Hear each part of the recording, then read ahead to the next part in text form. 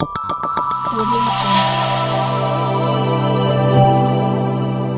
Jungle.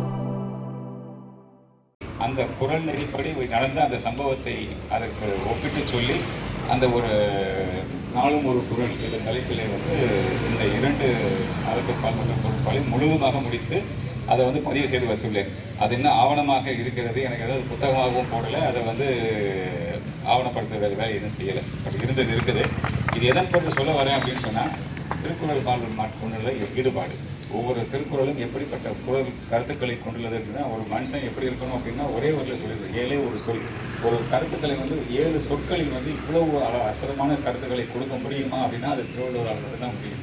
அந்த தலையின் இழிந்த மயிரணைகள் மாந்தர் நிலையும் இழிந்த கடைகள் அப்படின்னு சொல்லுவாங்க. ஏன்னா மனிதன் அப்படின்னா எப்படி இருக்கணும்னா, மனிதன்ற வாக்குக்கு விளக்கணமாக இருக்க வேண்டும்.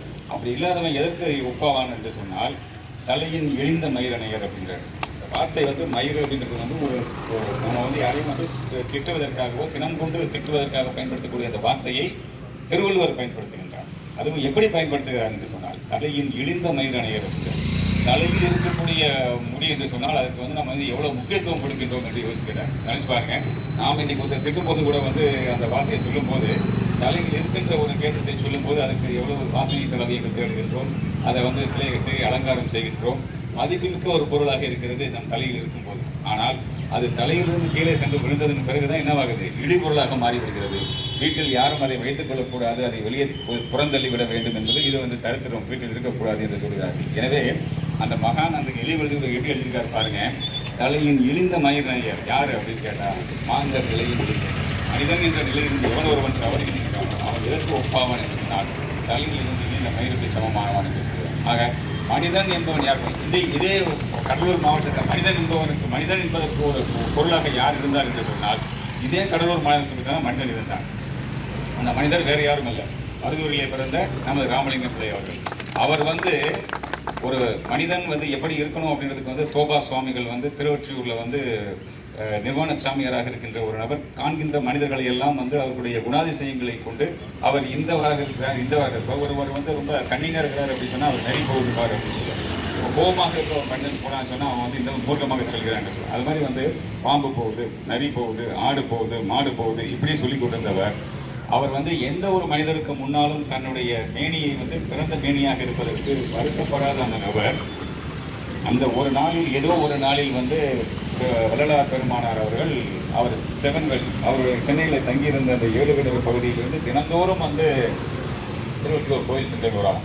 அப்போல்லாம் வந்து பேருந்து வசதிகள் கிடையாது அங்கே போகிறதுக்கு. இப்போ நீங்கள் பார்த்தா ரொம்ப அதிக பேர் வள்ளலார் நகர்லேருந்து திருவொற்றியூருக்கு எத்தனையோ பேருந்து வசதிகளாக இருக்குது. பகுதிகள் அப்படி வாழ்ந்த பகுதி வள்ளலார் நகர் என்று பெயர் சூட்டப்பட்டு அங்கேருந்து தினமும் வந்து அங்கே போயிட்டு வந்திருக்காங்க. அந்த இடத்துல போயிட்டு வரும்போது தினமும் போகின்ற பாதையிலே விலை மாதர்கள் வந்து அவரை வந்து தொந்தரவு பண்ணுறாங்கன்றதுக்காக ஒரு நாள் வந்து பாதையை மாற்றி வேறொரு பாதையிலே செல்கின்றார். தற்செயலாக அந்த தோபா சுவாமிகளை அவர் சந்திக்கின்ற நேர்ப்பு ஏற்படும். இவரை பார்த்த மாத்திரத்தில் அந்த மனிதர் தன் உடலை மறைத்து ஒரு மனிதன் செல்கிறான் என்று சொன்னாராம். அப்படின்னா அதுவரையில் மனிதரையே பார்த்ததையே அந்த தோபா சுவாமிகள் மனிதன் என்பதற்கு இலக்கணமாக இருந்த மனிதன் அவர் தான் இருந்திருக்கார் சொல்ல. அப்போ வள்ளலாரை போன்று வாழ்வது தான் வாழ்வியல் வந்து மனிதனாக இருப்பதற்கு எடுத்துக்காட்டு அப்படின்றத வந்து அன்றைக்கு வந்து உருவாக்கப்பட்டிருக்குது. அத்தகைய மனிதன் வாழ்ந்த பூமியாகவும் இந்த கடலூர் பூமி தான் இருந்திருக்கிறது. எனவே வந்து இந்த திருக்குறள் வழியாக மனிதனாக நாம் வாழ்வதற்கு வள்ளலார் வழிப்படி எப்படியாக வாழ வேண்டும் என்பது திருக்குறள் வந்து மனிதனாக இருப்பதற்கு இலக்கணம் சொன்னது. அந்த இலக்கணம் படி வாழ்ந்து காட்டியவர் என்று சொல்லக்கூடிய வாழ்ந்த மகனார் இந்த மாவட்டத்தில் வாழ்ந்திருக்கிறார். எனவே மனிதனாக வாழ்வோம் என்று சொல்லி வள்ளலார் படி வள்ளுவர் வகுத்த நெறிப்படி மனிதனாக வாழ்வோம், அதற்கு இந்த வள்ளுவம் நமக்கு வழிகாட்டட்டும் என்று சொல்லி வாய்ப்பு நன்றி.